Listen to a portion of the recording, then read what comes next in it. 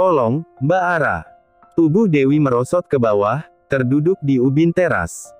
Ara mendekat, dia menepuk bahu Dewi. Jadi seorang ibu jangan lemah. Ayo, berdiri. Aku akan membantumu, kata Ara. Dewi mendonggak seraya menyusut air mata dan berdiri dengan susah payah. Aku melakukan demi anakmu, Dewi. Tidak ada alasan lain. Karena anak-anak tidak bersalah. Ara beralih memandang Rendra. Aku harus pergi ke rumah sakit. Aku temani. Rendra mengulas senyum. Karena sudah malam pukul 10, Rendra tidak mungkin membiarkan istrinya yang sedang hamil pergi sendirian. Aku ganti baju dulu. Vin, tolong siapkan mobil, kata Ara, masuk ke dalam rumah. Ara menukar daster dengan celana panjang khusus ibu hamil dan kaos. Luaran dia mengenakan kardigan warna coklat. Sedangkan Rendra tidak berganti pakaian, dia menutupi kaos oblong dengan mengenakan jaket. Saat keluar lagi, Dewi sudah duduk di dalam mobil, di kursi depan. Sebenarnya ada sopir lain, tetapi Ara meminta Vina yang mengemudikan mobil. Mobil sedan itu menembus pekat malam. Melaju di jalanan yang masih ramai. Mereka tiba di rumah sakit 30 menit kemudian. Ara merasa iba dengan bayi yang usianya belum genap 1 bulan itu. Terbaring dengan peralatan medis. Seorang perawat jaga menjelaskan bayinya Dewi terkena necrotizing enterocolitis, yakni penyakit yang berkembang ketika jaringan di dalam usus besar atau kecil menjadi rusak, sehingga menyebabkan usus meradang. Rendra yang berdiri di samping Ara di depan kaca lebar dan besar ruangan khusus merengkuh bahu istrinya. Menepuk-nepuk perlahan, dia tahu Ara sedang terharu karena iba. Setelah itu Ara mengajak Dewi duduk di kursi tunggu. Dia bertanya, kamu sudah makan? Dengan ragu Dewi menggelengkan kepalanya. Tadi siang dia hanya makan roti. Rendra tanpa dikomando, melangkah menuju luar rumah sakit. Membelikan nasi goreng dan mampir ke minimarket, membeli roti dan air mineral. Dewi merasa terharu sekaligus malu, karena sikapnya yang jahat pada Ara. Perempuan itu menangis dan meminta maaf. Aku harus pulang. Besok Vina akan datang untuk membantumu membayar semua biaya rumah sakit. Dan, ini untuk pegangan selama kamu menjaga putrimu, kata Ara, menyelipkan uang sejumlah 500.000 di telapak tangan Dewi. Dewi tertunduk, menatap uang dan kantong plastik berisi makanan. Dia ingin memeluk Ara, tetapi perempuan itu menghindar. Walaupun berbuat baik, sorot mata Ara masih menunjukkan luka lama yang belum sirna. Dan, Dewi bisa mengerti. Aku membayangkan seandainya anak kita yang terbaring tak berdaya. Tubuh kecil yang rapuh disokong alat medis, kata Ara, saat berjalan menuju lobi rumah sakit. Aku bangga padamu, Ara, sahut Rendra, yang menggandeng tangan Ara. Aku menolong Dewi, karena anaknya. Aku manusia biasa yang punya sisi gelap, timpal Ara, melengkungkan senyum. Tetapi, sisi terang lebih dominan. Rendra menukas, makin mengeratkan genggaman tangan. Ara menggandeng lengan Zora keluar ruangan, setelah sesi bermain dan belajar selesai. Saat melintasi halaman sekolah yang penuh dengan berbagai mainan untuk anak-anak, dia melihat Bian duduk sendirian di bangku yang berada di bawah pohon. Bocah laki-laki itu menundukkan kepalanya. Karena merasa penasaran biasanya melihat Bian yang ceria dan riang, Ara menghampiri Bian. Hei, Bian. Ara menyapa. Betapa terkejutnya Ara, kala Bian mendonggak. Pipi gembul milik Bian basah oleh air mata. Bian kenapa? Jatuh, nak? Tanya Ara, khawatir. Bian kangen mami, sahut Bian lirih, mengusap ingus di hidung dengan lengan kemeja seragam. Ara meminta Zora duduk di sebelah Bian, sementara dirinya mengambil tisu dari dalam tas ransel milik Zora. Dengan lembut, Ara menyeka air mata yang bercampur dengan butiran pasir di pipi Bian. Dia lalu membersihkan telapak tangan Bian yang kotor oleh pasir. Merapikan rambut Bian yang berkeringat. Mami Bian kemana? Kata Dedi pergi ke atas sana. Bian menunjuk langit. Ara tidak mengerti dengan apa yang dimaksud oleh Bian. Sedetik kemudian, dia merasa terenyuh. Kalau begitu, Mami Bian mengawasi Bian dari atas sana. Mami Bian pasti ikut sedih karena Bian nangis, kata Ara. Apa boleh Bian ikut pulang ke rumah Zoe? Pinta Bian. Lain waktu saja ya, Bian. Bian hari ini masih sekolah. Bian juga harus izin Dedi dulu. Ara mencoba memberi pengertian. Bian sendirian di rumah. Dedi kerja, Oma sibuk, keluh Bian. Ara menghela napas panjang. Guru Bian yang sering dipanggil Miss Herta, mengajak Bian supaya masuk ke kelas. Enggak mau. Tolak Bian. Aku mau sama mamanya Zoe. Bian menjerit dan menangis. Sehingga membuat Ara membuat keputusan, membawa Bian pulang. Sebelumnya dia telah meminta nomor ponsel Max pada guru kelas Bian. Maminya baru 8 hari yang lalu meninggal, ucap Herta. Mungkin sampai kondisinya membaik Bian tidak perlu masuk sekolah. Kadang bermain bersama teman bisa melupakan kesedihan. Tetapi, sepertinya tidak berlaku untuk Bian. Selamat pagi menjelang siang, Pak Max, sapa Ara melalui sambungan telepon seluler. Iya, siapa ini? Ara. Apa boleh saya membawa Max pulang ke rumah saya? Karena. Tidak boleh. Suara Max terdengar marah. Aku akan ke sekolah. Panggilan telepon langsung dimatikan oleh Max. Ara melihat Herta. Pak Max tidak mengizinkan. Ara duduk di sebelah Bian yang sudah tenang. Menunggu Max menjemput Bian. Zora sama sekali tidak rewel, gadis kecil itu memegang tangan Bian. Max datang ke sekolah 40 menit kemudian. Lelaki yang mengenakan setelan jas hitam, langsung menarik tubuh Bian. Bian tidak mau masuk ke kelas, Pak, jelas Herta. Ara, aku tahu niatmu baik. Tetapi, lain kali tidak usah pedulikan anakku, kata Max, yang langsung berlalu pergi sembari menggendong Bian. Ara tidak mengerti, mengapa Max terlihat sangat marah dan gusar. Istri seorang pengusaha seperti Rendra, masih mau datang ke rumah klien. Telaten mengukur jari dan pergelangan tangan, komentar Ida, yang memperhatikan Ara sedang mencatat sesuatu. Saya suka pekerjaan yang bisa bertemu orang banyak, tukas Ara. Kamu bisa membuka toko sendiri. Pastinya bisa, dong. Uang Rendra, kan banyak sekali. Tidak untuk saat ini Bu Ida.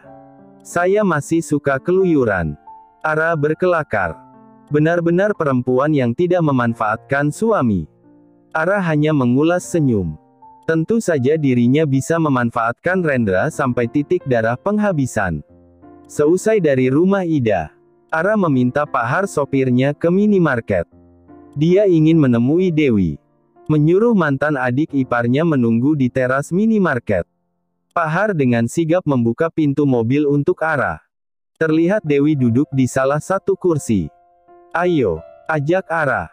Dewi yang menggendong bayinya tergopoh-gopoh mengikuti Ara. Kemana, Mbak? Ikut saja, sahut Ara, yang perutnya makin membulat besar. Dewi mengikuti Ara tanpa bertanya lagi. Mereka berdua hanya berjalan sebentar. Berhenti di depan kios berukuran 3x3. Kios itu bertuliskan, Dewi Laundry dan Pulsa. Ara meminta Pak Har membuka rolling door kios. Usaha yang aku pikir cocok untukmu. Kalau warung makan, mungkin agak repot karena punya bayi. Kau sendiri tidak bisa masak, nanti pelanggannya pada kabur. Ara membuka pintu belakang kios, ada sisa lahan yang berpagar. Halaman belakang bisa untuk menjemur pakaian. Maksudnya ini apa, Mbak? Dewi melihat rak kayu, meja kursi, satu mesin cuci, meja setrika, plastik pembungkus pakaian, timbangan digital. Usaha untukmu, Dewi. Aku sudah menyewa kios ini selama 2 tahun, selanjutnya kamu bayar sendiri.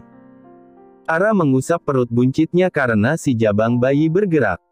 Ini nomor ponsel pemilik kios, imbu Ara, meletakkan kartu nama di meja. Kedua mata Dewi merebak air mata. Terima kasih, Mbak. Urus perceraianmu dengan Danu. Biar tidak membelenggu kebebasanmu. Jadilah ibu yang baik. Ngomong-ngomong, Bu Lastri sudah pulang. Baik, Mbak Ara. Mengenai ibu, dia tidak ada kabar sama sekali. Aku harus pergi. Mbak Ara, kenapa baik padaku? Aku hanya ingin putrimu tumbuh dengan baik dan tidak kekurangan, jawab Ara. Bagaimanapun Tiara masih bersaudara dengan Zora. Ara kemudian melangkah pergi. Perasaannya luar biasa lega. Semoga setelah ini, tidak ada gangguan kembali. Perempuan itu lantas menuju ke kantor suaminya. Mengantar kotak makanan berisi buah-buahan. Ara disambut hangat oleh Rendra. Aku tidak ingin kamu kekurangan vitamin dan serat. Ara menaruh kotak makanan berwarna coklat. Mengenai ulang tahun Zora. Tema apa yang dia suka? Barbie. Upin Ipin. Tanya sendiri pada anaknya, sahut Ara. Rencana ulang tahun Zora yang kedua tahun, yakni pada malam harinya acara syukuran bersama anak yatim piatu, dan keesokan harinya pada siang hari ulang tahun dengan mengundang teman-teman di sekolah. Kamu jadi modalin si Dewi?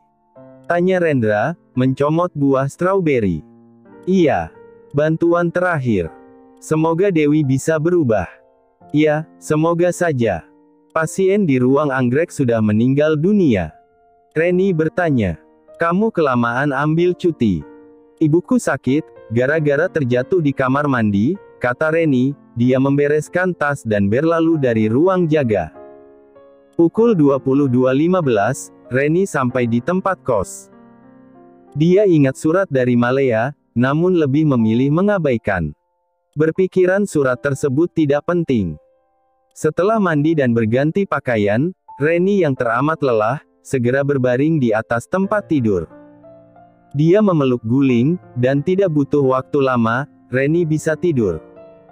Bu Reni, Bu Reni. Reni terbangun dengan napas tersengal-sengal seperti habis lari. Dalam mimpi, dia melihat Malea mengenakan baju putih dan melambaikan tangannya. Perempuan itu segera menyalakan lampu. Kedua matanya menyiratkan ketakutan. Reni kemudian mencari-cari surat Malea. Dia sempat kelabakan karena tidak menemukan surat itu di tas. Reni membuka buku-buku di meja belajar. Dia bernapas lega, ketika melihat surat tersebut terselip di bawah lampu belajar. Tidak ingin menunda lagi, Reni melajukan motornya menuju rumah Rendra. Tidak memedulikan hawa dingin dan malam yang gelap. Dia lebih takut pada sosok Malea. Mau apa? Tanya petugas keamanan di gerbang perumahan.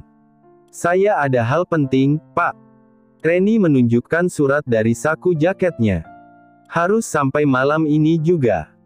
Petugas itu membuka palang pintu, sehingga Reni bisa meneruskan perjalanan ke rumah Rendra. Dasar orang kaya. Depan penjagaan, di rumah ada juga, sungut Reni, turun dari motor. Jika ingin bertemu. Saya tidak ingin bertemu siapapun, sela Reni. Benar ini rumah Rendra Ardawangsa. Iya, itu nama pemilik rumah. Reni menyodorkan surat tersebut pada Ubay, si satpam bertubuh kekar. Serahkan surat itu pada bosmu. Jangan lupa, karena pengirimnya sudah meninggal dunia. Kalau kau tidak ingin diteror. Kata Reni, dia bergegas menaiki motornya. Sementara Ubay membaca tulisan nama dan alamat yang agak berantakan. Karena tahu sang majikan belum tidur, Ubay melangkah masuk melalui pintu dapur. Tadi Ubay sempat berbincang dengan Rendra di ruang kerja. Permisi, Pak. Ubay mengetuk pintu. Ya, masuk. Ubay menguak pintu. Maaf, mengganggu, ada surat untuk Pak Rendra. Tanpa melihat Ubay, karena fokus pada berkas, Rendra menyahut, taruh saja di meja. Baik, Pak. Ubay melangkah lebih dekat, menaruh surat di ujung meja. Kata yang mengantar surat, pengirimnya sudah meninggal dunia. Ubay pun bergerak mundur, sang majikan sepertinya sangat sibuk. Dia lantas keluar ruangan. Rendra sedikit terusik dengan perkataan Ubay. Dia menatap surat di ujung meja. Tangan kanannya meraih surat tersebut, keningnya berkerut, kedua matanya menggambarkan ketidakpercayaan saat membaca nama pengirim. Rendra membuka lipatan kertas sembari menyandarkan tubuhnya di kursi. Membaca deretan tulisan yang tidak rapi. Rendra, saat kamu membaca surat dariku, mungkin aku sudah meninggalkan dunia ini. Aku ingin menyampaikan kebenaran, bahwa Bian adalah darah dagingmu. Aku dan Max sudah melakukan tes DNA. Kalau kamu tidak percaya, kamu bisa melakukan tes DNA ulang. Bibir Rendra mengulas senyum miring. Dia berpikiran Malea hanya berbohong. Tetapi, biasanya orang yang sedang sekarat akan menggakui atau meminta maaf atas perbuatannya. Mendadak kepala Rendra pening. Sayang. Rendra segera memasukkan surat dari Malea ke laci meja. Lelaki itu berdeham menetralkan kegugupan. Belum tidur? Tanya Rendra, mematikan laptop, membereskan berkas, lalu memadamkan lampu meja. Biasa, terbangun karena kebelet pipis, sahut Ara. Aku mencarimu. Kayak anak kecil saja minta dikelon, ledek Rendra. Ayo, tidur. Usia kandungan yang mulai memasuki 7 bulan, membuat Ara susah mencari posisi tidur yang nyaman. Tapi, aku lapar, keluh Ara. Ya, udah makan dulu. Rendra menemani Ara ke dapur. Istrinya memakan roti kismis dan 1 buah pisang. Pikiran Rendra semrawut karena surat Malea. Kamu melamun, tegur Ara. Ya, membayangkan tangis pertama anak kita saat lahir, sahut Rendra berbohong. Keduanya kembali ke kamar. Ara menggosok giginya terlebih dahulu sebelum bergabung dengan Rendra di atas tempat tidur. Rendra memandangi Ara yang tidur di sampingnya dengan posisi miring ke kiri. Dia memutuskan akan menceritakan semua tentang Bian, jika sudah melakukan tes DNA. Untuk sementara Rendra akan merahasiakan surat Malea. Tidak ingin membuat pikiran Ara terbebani. Ada apa, Ren? Sedari tadi aku perhatikan kamu kayak tidak nginjek bumi, kelakar Ara. Aku khawatir menjadi ayah yang tidak baik. Rendra menghela napas, seandainya benar Bian adalah anak biologisnya, apa yang akan dia lakukan? Kamu ayah hebat. Buktinya, kamu menyayangi Zora seperti putri kandungmu sendiri. Ara mengusap lengan Rendra. Rendra mengecup hidung Ara, lalu memejamkan kedua matanya.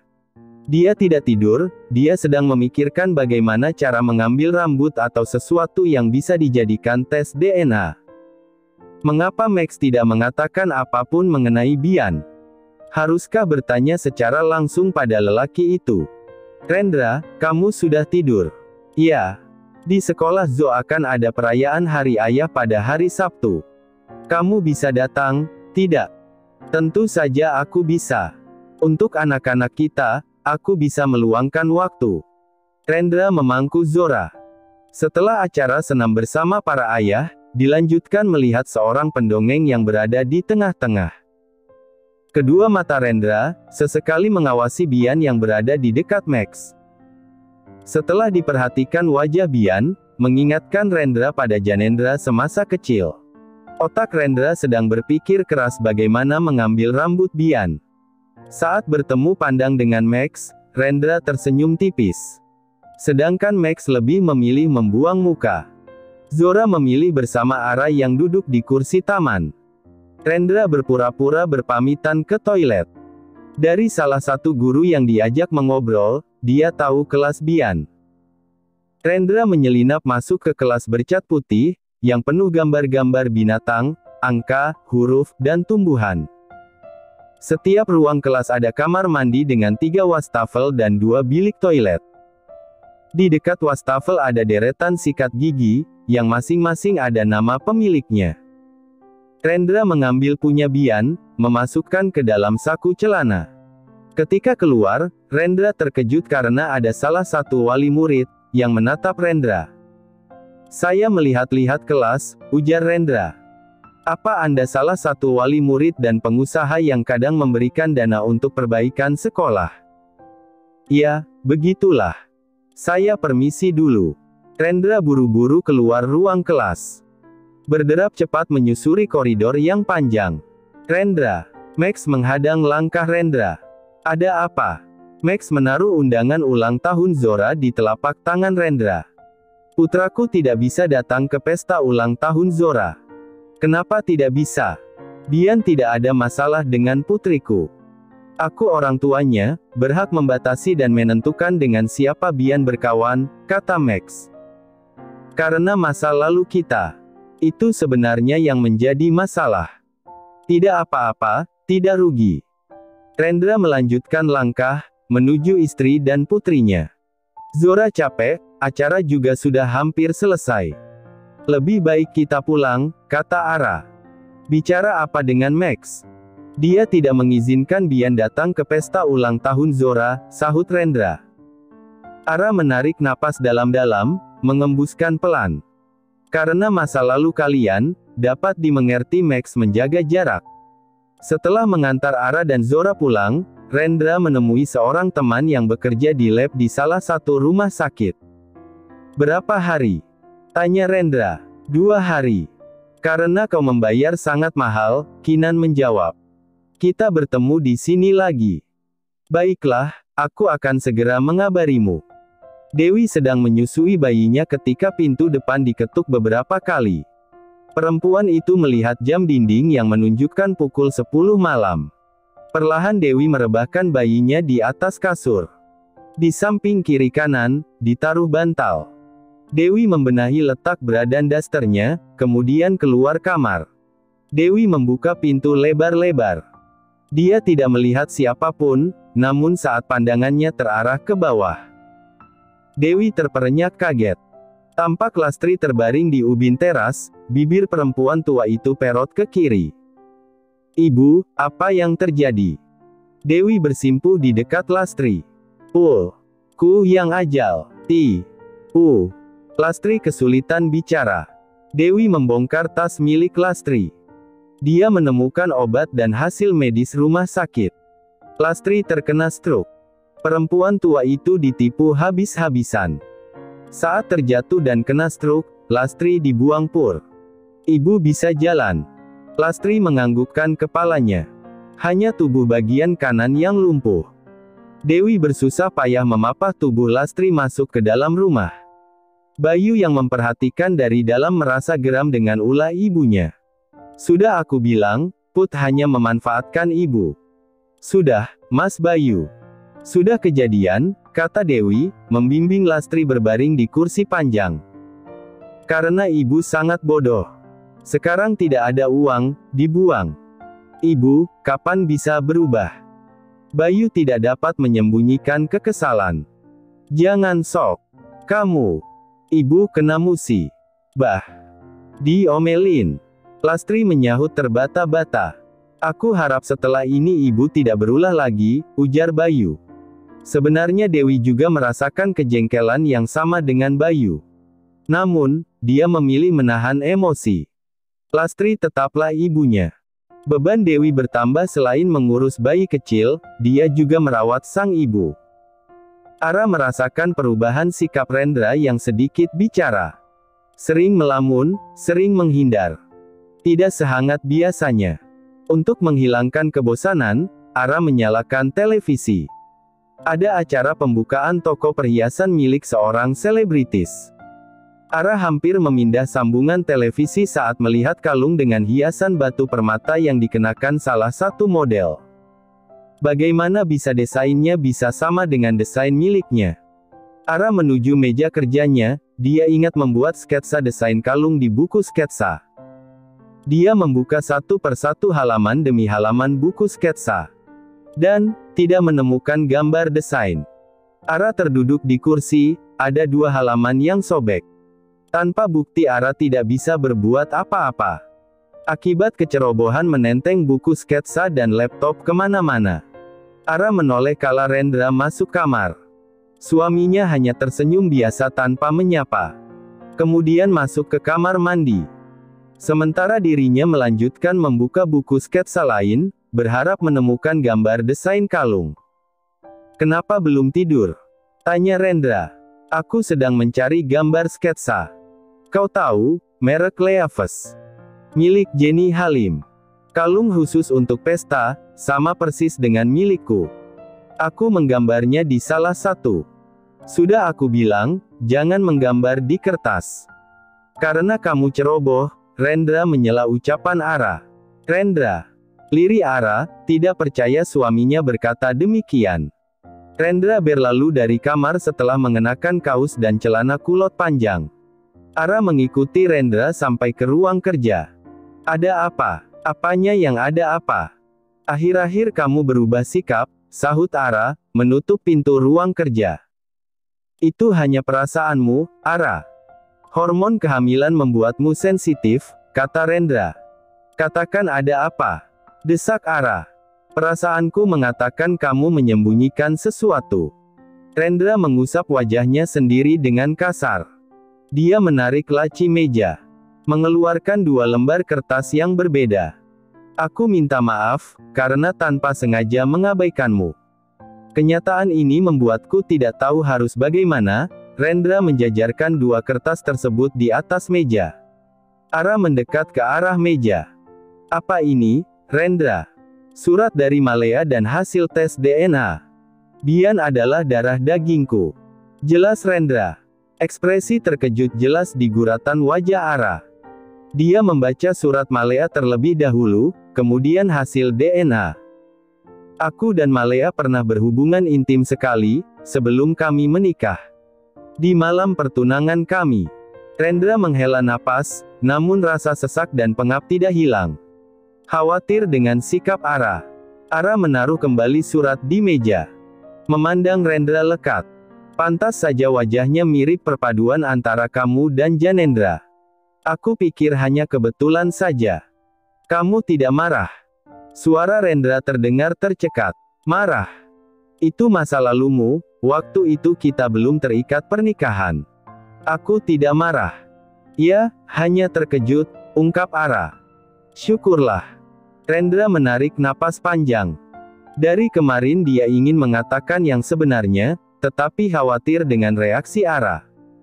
Khawatir Ara akan pergi. Kalau kamu berhubungan dengan perempuan lain pada saat ini, sekarang ini.